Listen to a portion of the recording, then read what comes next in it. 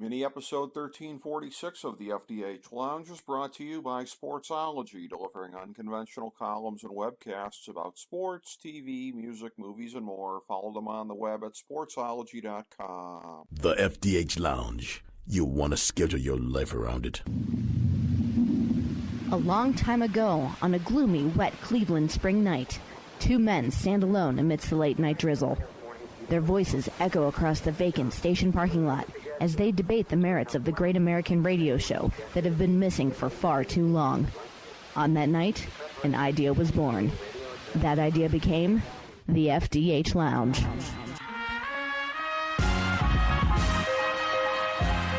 Welcome to the FDH Lounge. Hello, everyone. Welcome to FDH Lounge, mini episode 1346. This is FDH managing partner Rick Morris here.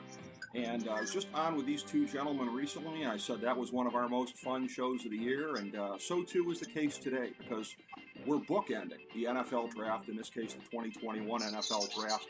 It's original FDH Lounge dignitaries, Jason Jones and Chris Galloway, along with original FDH Lounge dignitary, myself, Rick Morris, the three of us here. We broke it down going into the draft. Now we get to break it down coming out of it. What happened, who won, who lost. The real wussies of the world will tell you, you gotta give it 3 years. You can't say immediately who won and who lost. To that I say, poppycock. We will opine in real time, like real men, as we always do. None of this 3 years crap for us. And by the way, all those times I crapped on the Browns drafts over the year in real time, I didn't need 3 years. I was right. And just to give a little bit of hint of what's to come here, to put over the Browns draft tremendously, we don't need 3 years. We can do that today. And yeah, you're going to get a lot of that. And if you want to say hometown bias, fine. But like I said, I've crapped on this team for a long time for doing the opposite of what they did this weekend. And as we get into that, of course, the man who pulls together the draft rankings at FDH, the top 100 at FDH, our senior editor, Jason Jones. Jason, my man, another big draft weekend coming and going, this time on America's North Coast. Under a better alternate scenario, you and your son would have been here with me, but at least we got to see a lot of tremendous draft action this weekend and tremendous draft action for our favorite team. Absolutely. Real quick, let me just address what you just said. Yep. I've had this argument with people so many times before that I've locked it into a very short, concise statement. 3 years is laziness. Yep.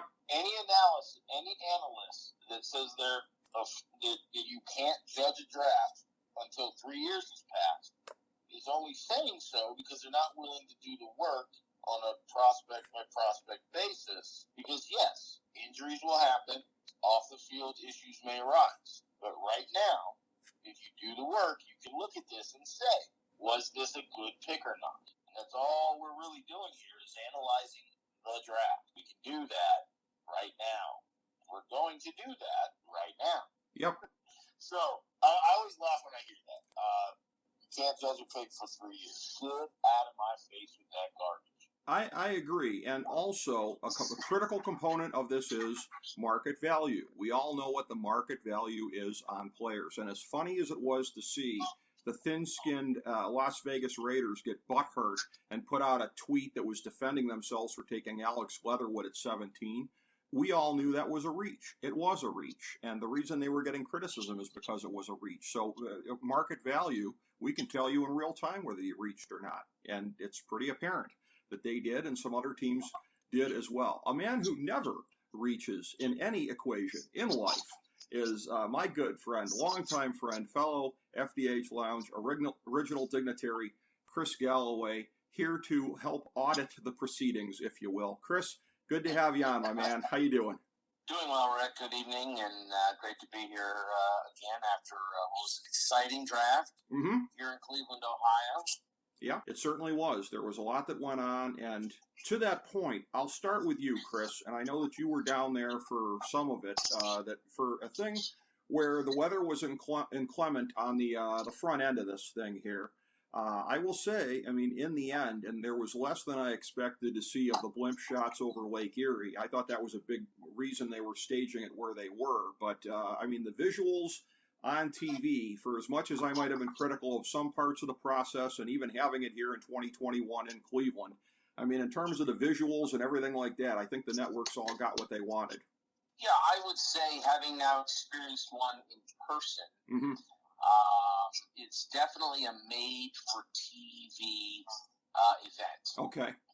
I would say, someone asked me, about it, and my response is, I'm glad I went. It was interesting. I don't ever need to go again. That's just the reality of it. I mean, unless you happen to get, the $5,000 a seat ticket right up by the stage or something. Right. Which I know somebody who had one of those. He got comped by the local casino. Wow. Everybody was, and again, I say this all in the context of this was a pandemic draft. Right. So we had lots of process to check in, and they herd you around through different levels of, security and checking your vaccination card and all this stuff. I think that obviously under normal circumstances you wouldn't have any of those hassles. Right. So, that was a drag, if you will. I think it certainly affected attendance. The weather certainly affected attendance the first 2 days.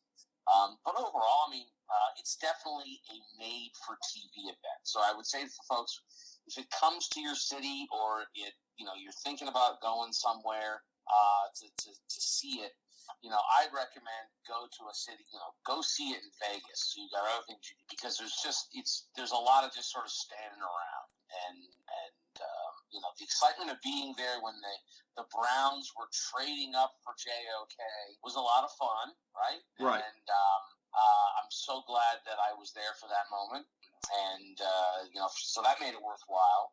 But it's a great thing for each city's chamber of commerce. It's a great thing for the league in terms of putting the show on the road, and hopefully as we move through and the pandemic is gone, maybe they won't be the next year. The next one, like next year, won't be quite so buttoned down a little bit. I mean, it'll certainly be much, much less so, if at all, at that point, I would think. And Jason, before we move on here, I want to get your perspective as somebody who, it sounds weird to classify you as an out-of-towner given your roots here, but with the amount of change that downtown Cleveland has had since you lived here, was there any of the visuals and the way that it came across on TV that was surprising to you? Because that's not exactly the lakefront in all ways that you remember from when you were here.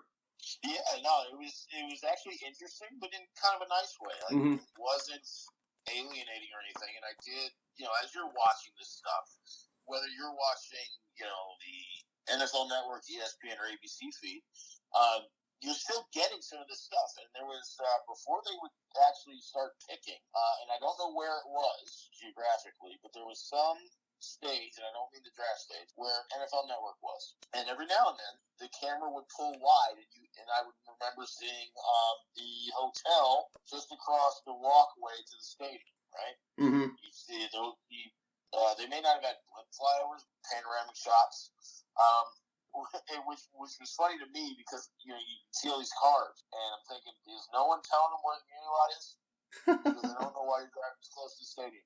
Right. But yeah, there was a lot of stuff there. There was, I could still pull from my Clevelandness. But yeah, there's a lot different. The area I just mentioned where that hotel was, is surrounded by stuff that wasn't there before. Mm-hmm. And that's part of the cool part about it. And I'm really hoping. They asked Jimmy and Dee in the post-draft press conference if they thought, due to the COVID nature of this, if we could get back on the list, and they said basically yes, they're trying to do so. So, I'm hoping that this just kind of continues on. And part of it was, I want to bring the kid out and show him Cleveland, even though Cleveland will look a lot different than I'll remember it. But I'm sure we still have the East Side Market. I'm sure we still have, the Rock and Roll Hall of Fame and everything else. Right. Because I could see it. But yeah, there's still stuff. I still want to go to. There's still a lot of things there I want to do. I keep telling him about Mr. Hero, and he just doesn't buy into the idea that it's as good as I say it is. But stuff like that. You still get Cleveland. You know what, Jason? One thing I did want to add real quick. Yeah.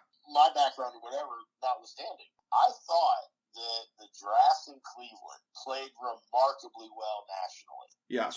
Just from what I'm seeing and not being able to be there, I thought it played remarkably well, and I'll go so far as to say I thought it looked like it was run way better than Chicago. And I'm not trying to pick a fight with Chicago. I'm just saying, if it's a question of does this happen again, I think the answer has to be yes, because it went so smoothly and so wonderfully, even with the bad weather on the first day. I would tend to agree with that. And by the way, on the subject of Mr. Hero, I like to troll our good friend and fellow FDH Lounge dignitary Russ Cohen, who lives in the greater Philadelphia area, about, hey, man, I can't wait for you to come back to Cleveland so you can have a real cheesesteak at Mr. Hero. And Russ always says, I've had Mr. Hero, and it's good, but it's not as good as a Philly cheesesteak. So, yeah, that's a little bit of blasphemy there. But Jason, if you're bringing your boy back, you got to take him to Swenson's. I mean, bring it up a notch. Take him to Swenson's while you're here.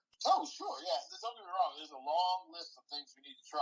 And while we're throwing out weird ones for any of our viewers that might be traveling foodies or something, and please don't ruin my weekend and tell me that it doesn't exist anymore. But somewhere in Valley View is a hole-in-the-wall place that's smaller than a coffee shop called Donatella's. Makes the single greatest Italian sub I've ever had in my life. And I would actually pay upwards of $50 for one at this point in my life. Don't know if it's there or not. Donatella's is amazing. Are they still there, Chris? Boy, I don't know. I haven't been down in there in probably 6 or 7 years, but I know exactly what he's talking about.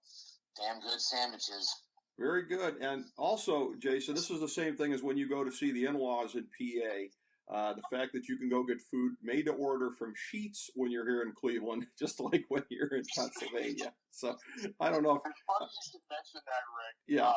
We got out here in just outside of Denver. We got an In-N-Out burger. Okay. Which is great for all the California transplants that like to tell us how great everything in California is. And then we got news that Colorado Springs is getting a Whataburger, which is a big Texas thing. Yes. So in the vein picking fights between people and what they like, I was talking to somebody the other day that said, can we just get a Wawa's, please? And I said, listen here, buddy, you can have your Wawa's and you can keep them, because Wawa's can't touch Sheetz. That's right. And I'm still waiting for the retaliation from that. I miss Sheetz, man. Sheetz is one of the tough things of having to go gluten-free, as I did a couple of years ago. Their glutinous food is very good. Much like, how's this for a segue? Much like the quarterback draft that some teams had, whether it be the Jaguars with Trevor Lawrence, the Morris Segway School still works. Trevor Lawrence to the Jaguars, Justin Fields to the Bears, who went up and got him, although I've seen cynics say a guy who came from a school that doesn't develop quarterbacks going to a team that doesn't develop them. So fingers crossed for him that they don't ruin him. But some of the other moves here, the co-champions of silly season, whether it be Wilson or Lance going to the Jets and 49ers respectively, Mac Jones going to the 49ers, we all said ahead of time there's no way the 49ers were dumb enough to trade up to 3 for Mac Jones. We were all right about that. The rest of the world was wrong. That's what the rest of the world, quite frankly, gets for listening to Chris Sims. They got what they deserved, I would say. So I was wrong that Fields would go there. I didn't think it would be Fields, or I thought it would be Fields rather, and not Lance. But I was right. We were all right that it wasn't on that, and it was not going to be Mac Jones. And Mac Jones to the Patriots. Hey, I'm not a Mac Jones guy. But if you look at Brady back in the day, Mac Jones might have gone to the one place and the one guy that might be able to get something out of him, which is, I think, why he was so happy, even though he fell like he did in the draft. So I'll start with you, Chris. Your thoughts on this with the quarterbacks. There's at least 2 guys, the first 2 in the draft, where we knew where they were going. The other 3, it was a mystery. So do you have any agreements or disagreements with my characterizations of those 5 and where they went? No, I think you're spot on, and I think that we talked about this ad nauseum, and there were folks here and there in the media that also agreed that it just never made sense, the whole Mac Jones thing. Right. And people would say again and again and again, no, it's going to be Mac Jones. And I hear what you're saying, and your sources are telling me, but my logical brain is telling me that doesn't make any sense. Look, it's a great opportunity for Trey Lance, right? I mean, he's going to a good organization. That's a good team. Right. He's not going to have to play this season. Right. He's going to get a whole year behind Garoppolo, trying to learn about how to be an NFL quarterback, learning the playbook. That's the best situation for that young man. And if you're Mac Jones, to your point, and you've got to fall to somebody, don't you? I mean, falling to Bill Belichick's as good as it's going to get. Right. So, he's used to that system. He's used to that level of type of coaching after being at Alabama. Mm-hmm. He should feel right at home in Foxborough. And, I don't know what to make of Chicago moving up for Justin Fields. I know why they did it. Because, those guys weren't going to have jobs if they didn't do something. Right. So, I just hope for Justin's sake that there's patience, the coaches develop, help him along. I haven't been terribly impressed with how Matt Nagy has handled any quarterback situation at this point. Right. So I think the jury is out on his ability to do that. And so from that standpoint, I'm a little nervous for him. And, the kid from BYU, look, it's the Jets. Who knows what's going to happen there, right? Right. He gets a defensive head coach, so that's probably not a great start. Right. They improve the line, which, thankfully, hopefully he doesn't get beat up the way Darnold did in his first couple of years. So, he's got a chance, but I still worry that it's the Jets. Yeah, and that's the only rational way to look at it. It is the Jets until proven otherwise, just like people would say it's the Browns until proven otherwise. So there is that burden of proof. The good news for Jets fans is you can look at our Browns and see that you can eventually make it through. I don't think they're doing it with Joe Douglas, but that's another story for another day, I think. And, I'll tell you what, too, the 49ers, when we get the winners and losers, I was looking at, and again, we have our post-draft wrap-up up on the main page of fantasydrafthelp.com. It's right there to check out. And on our list of teams and how they did in the draft here, 49ers, to me, low-key, are a contender in the NFC again this season. I really like what they've done there. I think they're poised to pick up where they left off before they had the Super Bowl hangover season and everybody got hurt. So, going with Jimmy G makes all the sense in the world, because they've been to a Super Bowl with him. I'm not sure they can win one with him, but he's at least gotten them there. And quite frankly, they were up until they blew the game, so that's another story for another day. Maybe they can win it. But they're better off as a veteran team riding with what they got this year, and then you can start to work Lance in. Jason, how do you see it with the Big Five quarterbacks? And any agreements or disagreements with anything Chris and I laid out? Yeah, I'm right there with you guys. This was a fun one for quarterbacks, quite frankly, because after the first round, it got thin fast. Sure. But let's just run through these real quick. Trevor Lawrence, maybe the most anticlimactic first-round pick, number 1 overall ever. Right. I mean, he's been penciled in for 3 years, so yep. We should just start the draft 15 minutes later. Sure. But Zach Wilson, great. He's another, naturally good thrower. Right. Okay. So is Darnold. So what's different here? Right. One thing is that Zach Wilson doesn't have prototypical size, and I think he runs a little bit too much. But whatever. There's a whole other thing we can get into that's nothing to do with football that I think is going to be a big problem for him in New York, but that's a whole other day. Another conversation for another day. I think Trey Lance, if they're not going to take Fields at 3, is probably the only other move that makes any sense. Right. Because of what you guys described. You got Garoppolo. You don't have to throw him in the fire right away. And everyone that's anyone is saying, if you take away the fact he didn't play last year but with 1 game, and go all the way back to 2019, he looks like the most impressive quarterback in the class. Right. So that's who you get if you're going to trade up to get a guy that you don't need right now. Right. So I have absolutely no issue with Trey Lance. When we got to 3, meaning that Lawrence and Wilson are off the board, the only answer is Fields or Lance. So I'm fine with that pick. We'll get into some of their other picks later. But Justin Fields to Chicago. On one hand, I love this because Chicago has not had a chance to be optimistic about a quarterback for quite some time. Right. I really hope it works. But on the other hand, I would be absolutely remiss if I didn't tell you that I I feel some sort of, not the domestic part, but feel a Deshaun Watson situation brewing where once he gets in there, I do feel like Fields is going to play well. But it's Chicago. So I feel like there might be a time where it's either going to be great and everything's wonderful and he's there for 15 years, or he's going to be demanding to get the heck out of Dodge at some point.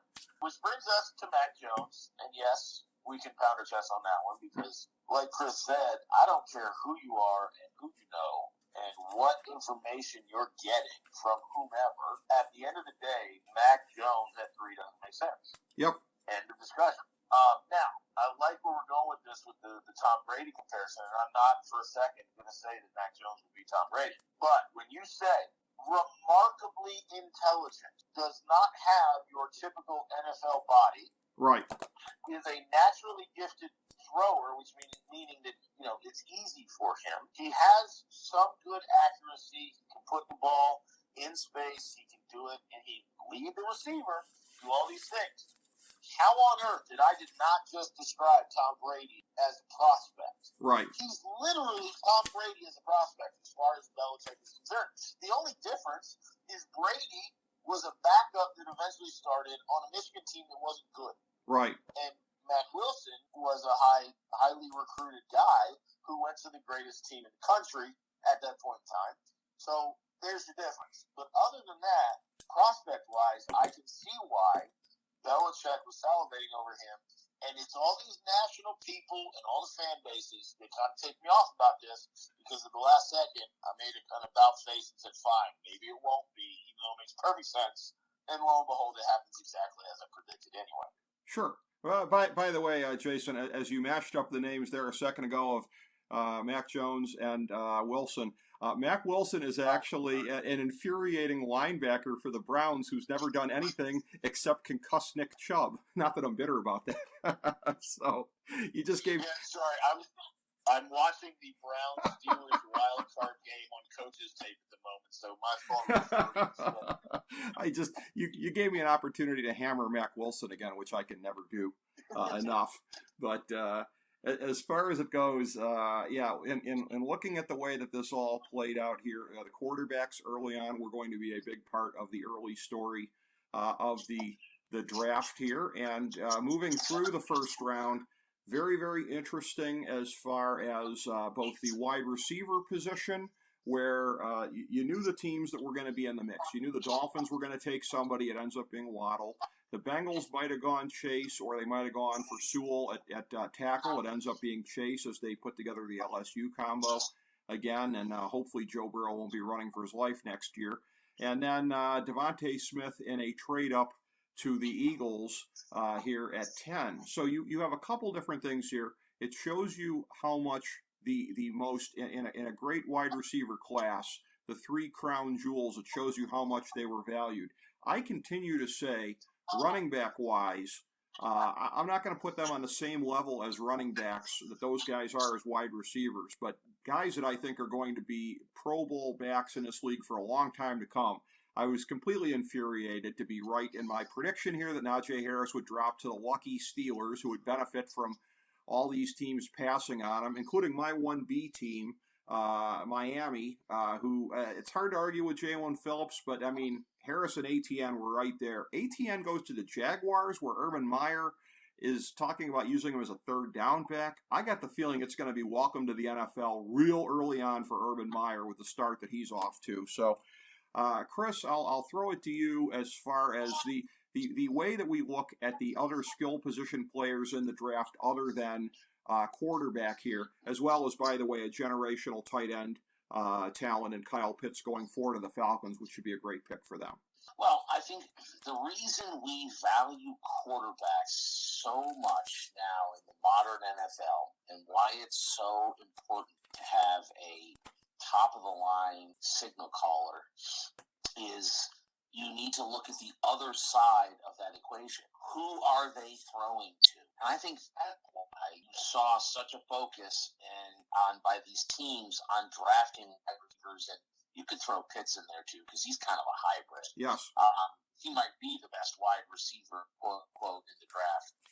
So, quarterbacks throw to somebody. And that somebody is extremely important.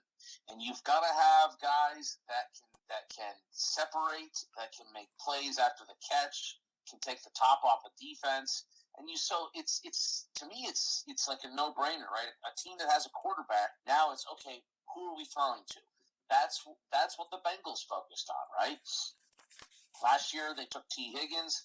This year, Jamar Chase re-upping, bringing him back in with Burrows, to put that tandem together again to try to rekindle what they did in college, knowing that they could get offensive line help elsewhere. That's the sort of new school versus old school argument you're seeing now in the NFL. So seeing the receivers, they have become a priority asset for teams. It's not a matter of just throwing 2 or 3 guys out there. You've got to have difference makers, and you saw that with these teams trying to find them. The Eagles, trading with the Cowboys, which there's an unholy alliance. Yes. But the Eagles and the Cowboys coming together to screw the Giants. Isn't that hilarious? Right. And they go and they get Devontae Smith, the Giants, again, Kadarius Toney, they pick him because, listen, he's a playmaker, he's speed. Even the Browns in their 3rd round pick, taking Anthony Schwartz. Right. Why did they take Anthony Schwartz? Fastest guy in the draft. He has good hands and he's blazing fast. At Auburn, he didn't learn how to be a receiver very, very much, but that's why you have coaches in the NFL. They're going to have to coach him up. But that's why they took him. So, yeah, I mean, these wide receivers are now a premium in the way the game is being played in the NFL, and the first round bears that out. Absolutely, and it is, as we said, going into the draft, this is a golden age for wide receivers, probably the greatest one in the history of the league, because until the liberalization of 78, in terms of when they took away shots to the head, the 5-yard chuck rule, etc., the game was much more jammed up relative to today. Prior to that, it's since 78. I mean, there hasn't been a crop of big-time wide receivers like the league had, even this past year, much less you throw these guys into the mix, and it's going to be all the more crazy next year. So, in looking at it, Jason, as far as the skill position players, again, there is, for obvious reasons, the prioritization of these mega big-time wide receivers here. That said, and as much as, again, I pick my spots on if I'm going to bash anybody in the media, but there was something called to my attention. By the way, for anyone that doesn't believe that I'm an emotionally generous person, my bestie is a Steeler fan, okay? Enough said. But anyways, when I was putting over the Harris pick to him, he's like, well, CBS thought it was a dumb pick. They gave it a C. And I went there to see good old Pete Prisco giving it a C because, oh, he's great, and he's this, and he's that. But you shouldn't take a running back in the first round. So, nice broad brush that you're painting there with Pete Prisco. Not an accurate broad brush, of course, as they so rarely are. But, again, running backs we don't tend to prioritize even when they're potentially great the way that Harris and Etienne are. Wide receivers, obviously we can see them for what they are, and somebody like Pitts when he comes along. So talk about that, Jason, with the fit on some of these skill position guys that are coming into the league this year. Well, I get it on some level with the Harris commentary, because we all kind of came into this at whatever level you came in at, whatever year you started looking at the draft. And there has always been a sense of rules of thumb, right? You never take your running back in the first round. You always want to build from the lines out. All these things come up, and that's fine. But the problem is, and this is one of the few times that I actually will give Tom a little bit of credit, and I don't remember what his exact quote was. Somebody said something about why go running back in the first round.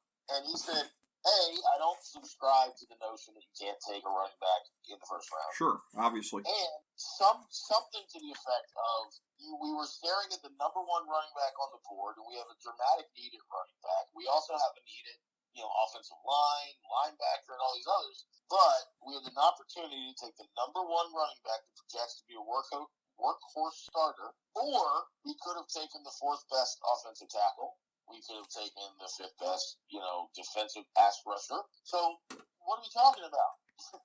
Now, if Najee Harris was the 8th rated running back and they took him there, then we got a problem. Right.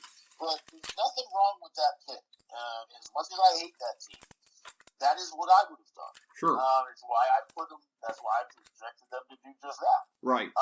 Now, as far as the rest of this goes, there's a nice little crossover because for the same reason that people are giving the Steelers grief for taking Harris at 24. Let's move back up the first round because I said to you when it happened, almost as if I was apologetic, like you were in a bad spot, when Miami takes Waddle at, what was it, 6? 6, yeah. Took Waddle at 6, and that's with only Jamar Chase off the board, which everyone pretty much understood was the consensus number 1 wide receiver in the class.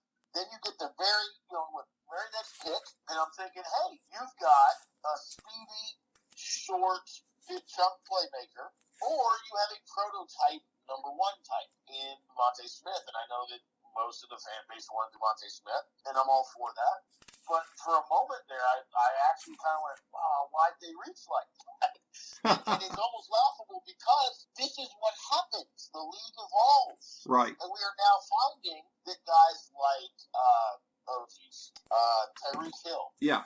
Who was born of guys like Deshaun Jackson and so on. Right. We are just now in a place where if your physical ability is high enough, we can forgive things like height or wingspan and things like that. Right. That's exactly where we are with this.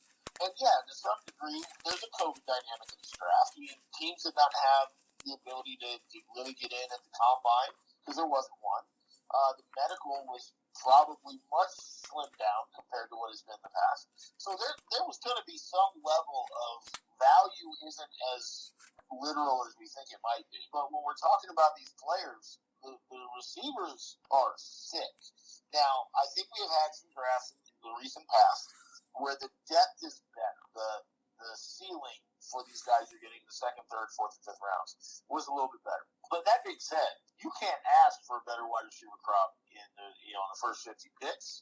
And then depending on what you want, as Chris alluded to with Cleveland taking Schwartz, when they picked Schwartz, I was looking at the field going, there's some other more polished receivers. But that's the whole point, is they weren't looking for a polished receiver. We have polished receivers. And polished receivers and good coaching can help a guy who just happens to have something in him that is desirable for your offense. We can work on the other stuff, which is why picks like Jalen Waddle and then later in the 3rd round, and we've got some others that aren't necessarily Cleveland specific, really kind of are graded now as real good positive. Whereas in the past, you would have said, well, why did you take the 5'10", 190-pound receiver that can run almost 4.3 flat when you could have taken the 4.5 guy that's at least 6'3 and 225? Very good point. It's just different now.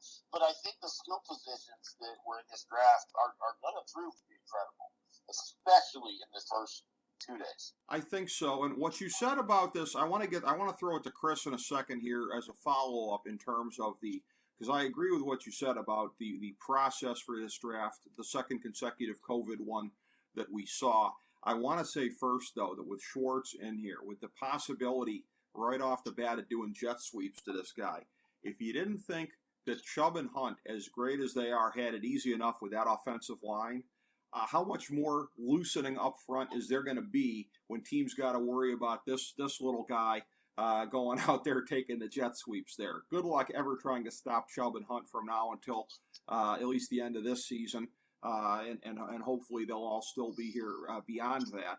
But as far as it goes, Chris, Jason just made a point there, and it's something that you've made on and off the air, and this is one that I agree with as well, and that I think, because again, I've always been, whether it be in the NBA, the NFL, whatever, I'm very, very critical of silly season. Guys shooting way up the board, way down the board for things that happen after the season. Now look, if guys blow it, if you show up fat at the combine, or you get busted with hookers and blow, that's one thing.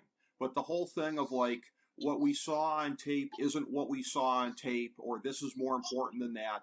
I've never, ever, ever been sympathetic to that whole tripe.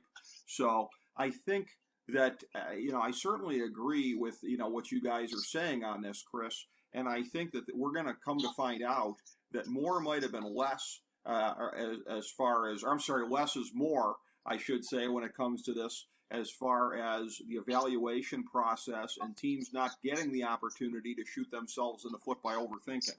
Well, not to raise Jason's ire, but I would say that after 3 years after our pandemic draft, I would love to do a study and see how teams did with less information, no combines, less medical. Had to rely, and I made this point last year, and they had to rely on what they watched on the field in college on the tape. And it wasn't about who's a workout warrior, et cetera, et cetera. It was about what did they actually do on the field. And I'd be very curious to see if teams drafted better last year and this year versus what they would sort of fool them, fool's gold, if you will, fool themselves into doing in years past. Because a guy looks so great in shorts running around in Indianapolis, or can, he can jump just, 1/2 inch higher than they ever thought he could. So I'm really looking forward to in a couple of years being able to look back and say, okay, how did they do? Was it really all the sky is falling like they claim? Or is it because they looked at the tape, spent more time on that, the things that actually matter, they actually made smarter and better picks? I have a suspicion that's going to be the case. We'll see. All of that being said, it is going to be interesting to see what now happens. We're seeing changes into the off-season program with teams.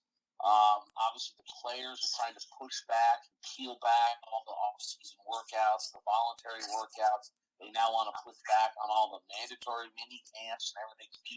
None of it, by pointing at the success of last year, how there was basically no off season and very little drop off in terms of performance.